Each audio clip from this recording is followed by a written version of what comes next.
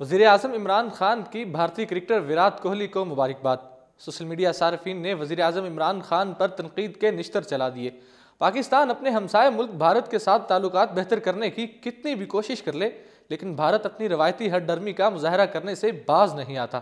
ایک طرف تو پاکستان نے بھارت کو مذاکرات کرنے کی پیشکش کی، لیکن دوسری جانب بھارت پاکستان کی اس پیشکش کو سراہنے کے بجائے الٹا لائن آف کنٹرول پر اپنی ازلی ڈٹائی کے ساتھ کام لیتے ہوئے گولہ باری اور فائرنگ کرنے میں مصروف ہے، جس کے باعث پاکستانی آبادی میں کئی مرتبہ جانی نقصان بھی ہوا ہے۔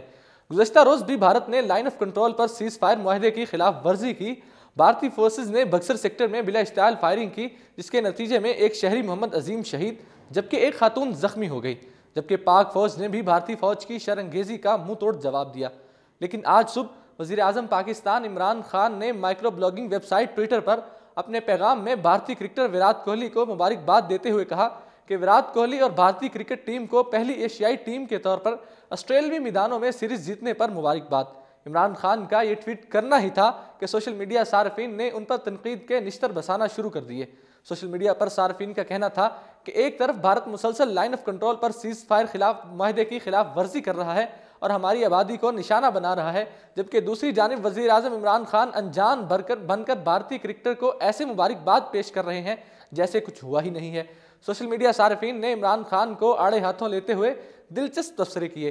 ایک خاتون صارف نے لکھا کہ آپ پاکستان کے وزیر اعظم ہیں، نہ کہ بھارت کے۔ خاتون صارف نے ابوظہبی کے ولی عہد کی گاڑی ڈرائیو کرنے پر بھی وزیر اعظم عمران خان کو خوب تنقید کا نشانہ بنایا، جبکہ ایک اور صارف نے بھی عمران خان کو ان کا منصب یاد دلایا اور کہا کہ اب آپ کرکٹر نہیں رہے بلکہ پاکستان کے وزیر اعظم ہیں، اور ساتھ ہی ساتھ انہوں نے خادم حسین رضوی کی رہائی کا مطالبہ بھی کر ڈالا۔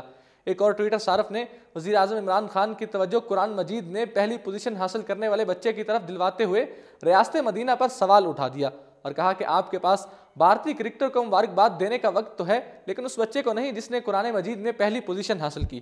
پھر ہم کیسے مان جائیں کہ آپ واقعی ریاست مدینہ بنائیں گے؟ جبکہ ایک صارف نے تو نہایت مؤدبانہ انداز میں وزیر اعظم عمران خان کو یہ باور کرانے کی کوشش کی کہ دشمن آپ کی یہ زبان نہیں سمجھ سکے گا۔ مظہر ولایت نامی شخص نے لکھا کہ سر جی، آپ کے جذبہ خیر سگالی کو سلام، لیکن افسوس دشمن یہ زبان نہیں سمجھ سکتا۔ دشمن سے دشمن والا سلوک کریں اور یقین کیجئے پاکستان میں ہر فساد اور دہشت گردی کا سپانسر یہی ملک ہے۔